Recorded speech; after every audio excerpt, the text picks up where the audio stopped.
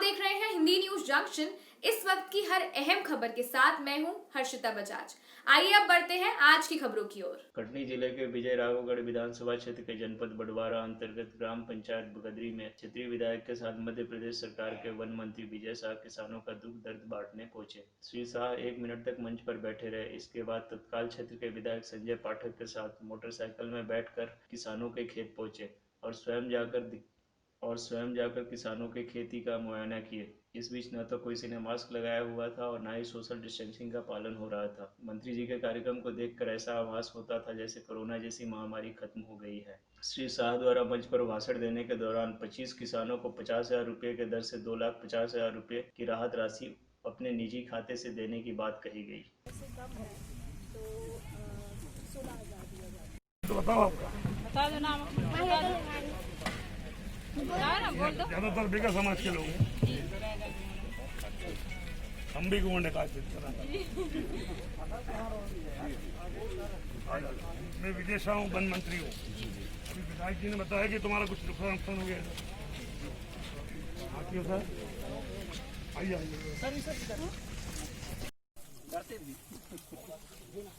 बढ़ा चुके हैं। सभी से आग्रह है कि मंच की तरफ सब इकट्ठा हो जाए और माननीय मुख्यमंत्री जी का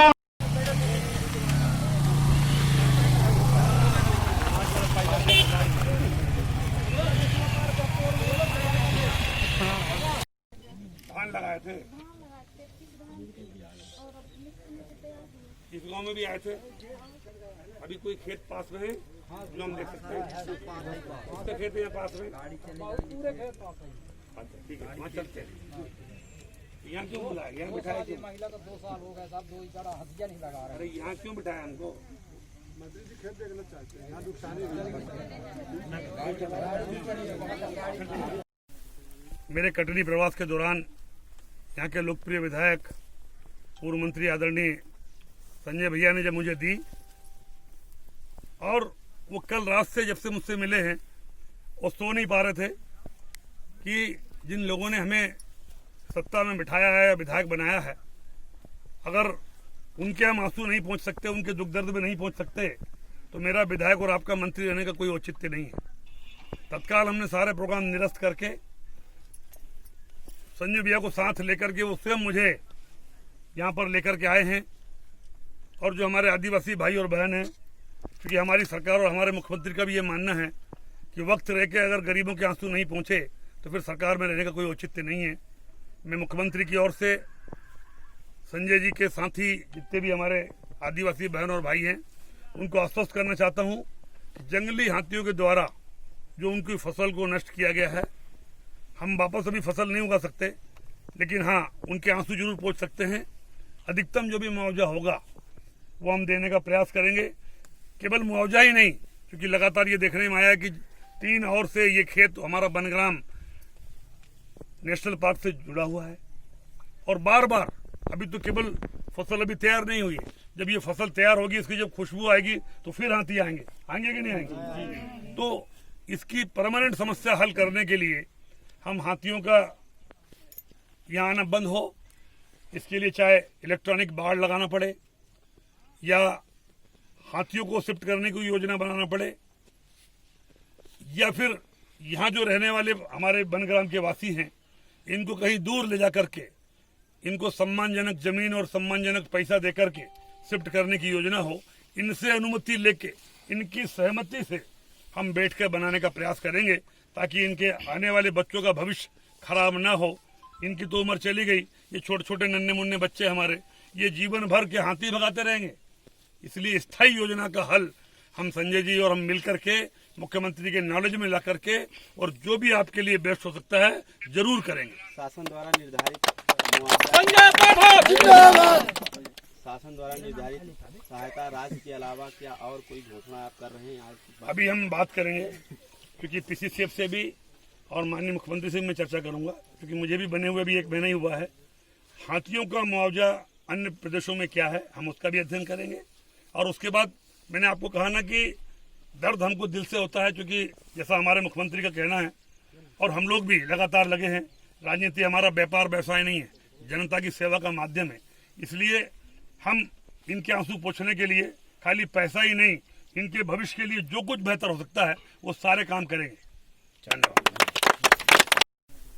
मेरे कटनी प्रवास के दौरान यहाँ के लोकप्रिय विधायक पूर्व मंत्री आदरणीय संजय भैया ने जब मुझे दी, और वो कल रात से जब से मुझसे मिले हैं वो सो नहीं पा रहे थे कि जिन लोगों ने हमें सत्ता में बिठाया है या विधायक बनाया है, अगर उनके हम आंसू नहीं पहुंच सकते, उनके दुख दर्द में नहीं पहुंच सकते, तो मेरा विधायक और आपका मंत्री रहने का कोई औचित्य नहीं है। तत्काल हमने सारे प्रोग्राम निरस्त करके संजय भैया को साथ लेकर के वो स्वयं मुझे यहाँ पर लेकर के आए हैं, और जो हमारे आदिवासी भाई और बहन हैं, क्योंकि हमारी सरकार और हमारे मुख्यमंत्री का भी ये मानना है कि वक्त रह के अगर गरीबों के आंसू नहीं पहुंचे तो फिर सरकार में रहने का कोई औचित्य नहीं है। मैं मुख्यमंत्री की ओर से संजय जी के साथी जितने भी हमारे आदिवासी बहन और भाई हैं उनको आश्वस्त करना चाहता हूं कि जंगली हाथियों के द्वारा जो उनकी फसल को नष्ट किया गया है, हम वापस अभी फसल नहीं उगा सकते, लेकिन हाँ उनके आंसू जरूर पहुंच सकते हैं। अधिकतम जो भी मुआवजा होगा वो हम देने का प्रयास करेंगे।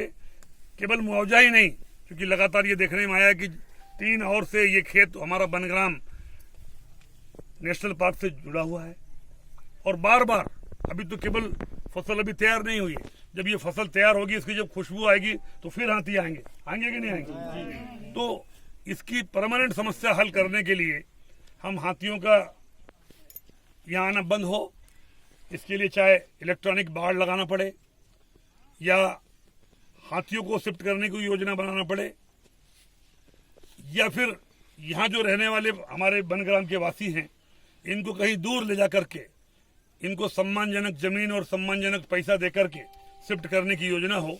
इनसे अनुमति लेके इनकी सहमति से हम बैठकर बनाने का प्रयास करेंगे, ताकि इनके आने वाले बच्चों का भविष्य खराब ना हो। इनकी तो उम्र चली गई, ये छोटे छोटे नन्हे मुन्ने बच्चे हमारे ये जीवन भर के हाथी भगाते रहेंगे। इसलिए स्थायी योजना का हल हम संजय जी और हम मिलकर के मुख्यमंत्री के नॉलेज में ला करके और जो भी आपके लिए बेस्ट हो सकता है जरूर करेंगे। शासन द्वारा निर्धारित सहायता राशि के अलावा क्या और कोई घोषणा आप कर रहे हैं आज? अभी हम बात करेंगे, क्योंकि पीसीसीएफ से भी और माननीय मुख्यमंत्री से मैं चर्चा करूंगा, क्योंकि मुझे भी बने हुए भी 1 महीना ही हुआ है। हाथियों का मुआवजा अन्य प्रदेशों में क्या है हम उसका भी अध्ययन करेंगे, और उसके बाद मैंने आपको कहा ना कि दर्द हमको दिल से होता है, क्योंकि जैसा हमारे मुख्यमंत्री का कहना है और हम लोग भी लगातार लगे हैं, राजनीति हमारा व्यापार व्यवसाय नहीं है, जनता की सेवा का माध्यम है। इसलिए हम इनके आंसू पोंछने के लिए खाली पैसा ही नहीं, इनके भविष्य के लिए जो कुछ बेहतर हो सकता है वो सारे काम करेंगे। धन्यवाद। यहाँ पे हाथी रोज आते हैं जंगल से निकल के, तो आप लोगों का हाथी नुकसान किए हैं क्या? बहुत नुकसान, कुछ नहीं है इधर, साफ करवाए हैं। कितने एकड़ का आप लोगों का नुकसान हुआ है? 1 एकड़, 2 एकड़, आधा एकड़। जैसे आज यहाँ पे वन मंत्री जी आए थे, आप लोगों का खेत देखा उन्होंने, तो आप लोगों को कैसा लग रहा है कि मतलब कुछ इनसे मुआवजा राशि या सहायता मिलेगी कि वैसे ही रहेगा जैसा हमेशा की तरह आते हैं और चले जाते हैं? हमें तो झूठ लगा, कोनो चीज के काम पे हो नहीं, लिख पढ़ के ले जाते हो गए। जैसे आज अपने से मंत्री जी ने बोला कि 5-5 हजार रुपए सभी को मुआवजा देंगे, तो आप लोगों को लग रहा है कि हाँ ये मुआवजा आप लोगों के हाथों में आएगा? हमें नहीं लग रहा, नहीं लगा कि आएगा, तब जानेंगे दिया आगे नहीं, जानेंगे। 3 साल होगा यही करते करते। आप लोगों को लगभग कितने साल से नुकसान कर रहे हैं ऐसे जंगली जानवर? 3 साल से लगातार दोनों फसली। कितने हाथी हैं? 6 टन भर, कितना गिनती करेंगे? लगभग 10, 20, 30, 40 ऐसे। 25 मुड़ा है, 25 मुड़ा, आधा सैकड़ा हाथी। 25 मुड़ा सोच ला कि आप लोगों को 3 साल से अभी तक कोई मुआवजा मिला है? कोई नहीं, 1 पैसा नहीं। वन विभाग इस पर क्या ध्यान दे रहा है? कुछ नहीं हो, देख लेती, सुन लेती, हाँ कर लेती, चले जा रोज कन्या में। अब ज्यादा हो गया इसलिए अब आए। क्या नाम है आपका? कुसुम बाई। आपका क्या नाम है? कहाँ से हैं? आप इसी तरह लगातार खबरों के लिए बने रहिए हिंदी न्यूज जंक्शन के साथ। धन्यवाद।